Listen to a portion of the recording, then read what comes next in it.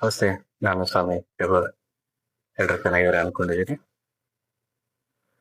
ಇವತ್ತಿಂದು ಏನಪ್ಪ ವಿಶೇಷ ಅಂದ್ರೆ, ಲಕ್ಕುಂಡಿ ಗ್ರಾಮದಲ್ಲಿ ಸುಮಾರು 5-6 ದಿನದಿಂದ ಉತ್ಖನನ ಕಾರ್ಯ ನಡೀತಾ ಇದೆ.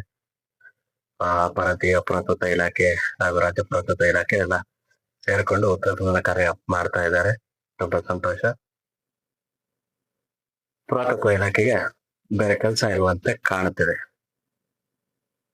ಪ್ರಸ್ತುತ ದಿನಮಾನಗಳಲ್ಲಿ ಕೋಟೆ ಕೊತ್ತಲಗಳು ಧರೆಗಳು ಬೆಳೆದವು. ಪ್ರಸ್ತುತ ಕೋಟೆಗಳು ನೆಲಕ್ಕೆ ಉರುಳುತ್ತಾ ಇವೆ. ಚಿತ್ರದುರ್ಗದ ಕೋಟೆ, ಅಲ್ಲಿಯ ಚಂದ್ರವಳ್ಳಿ ಕೋಟೆ ಹಾಗೂ ಉಡುಪಿಯ ಬಾರಕೂರ ಆಳುವ ವಂಶಸ್ಥರಾಗಿರ್ತಕ್ಕಂಥ ಗ್ರಾಮ ಹಾಗೂ ಕಣ್ಕುಪ್ಪೆ ಕೋಟೆ, ಹರಪನಹಳ್ಳಿ ಕೋಟೆ, ಈ ಕೋಟೆಗಳು ಕಲ್ಲಿನಿಂದ ಮಾಡಿರೋದ್ರಿಂದ ಸುಭದ್ರವಾಗಿದೆ.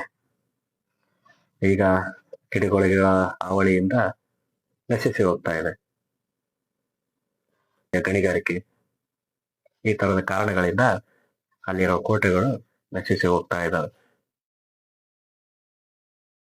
ಮೇಲೆ ಭೂಮಿಯ ಮೇಲೆ ಕಾಣ್ತಿರ್ತಕ್ಕಂಥ ಸ್ಮಾರಕಗಳನ್ನ, ವೀರಗಲ್ಲುಗಳನ್ನ, ಕೋಟೆಗಳನ್ನ ಉಳಿಸ್ಕೊಳಕ್ಕೆ ಇವತ್ತು ಆಗ್ತಾ ಇಲ್ಲ.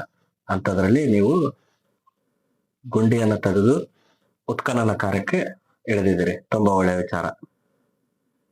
ನಿಮಗೆ ನಿಧಿ ಸಿಗುತ್ತೆ ಅನ್ನೋ ಕಾರಣಕ್ಕೋಸ್ಕರ ಅಲ್ಲಿ ಉತ್ಖನನ ಕಾರ್ಯ ಮಾಡ್ತಿದ್ದೀರೋ ಅಥವಾ ಐತಿಹಾಸಿಕ ಸ್ಮಾರಕವನ್ನು ಉಳಿಸ್ಬೇಕು ಅನ್ನೋ ಉದ್ದೇಶದಿಂದ ಮಾಡ್ತಿದ್ದೀರೋ ಗೊತ್ತಿಲ್ಲ.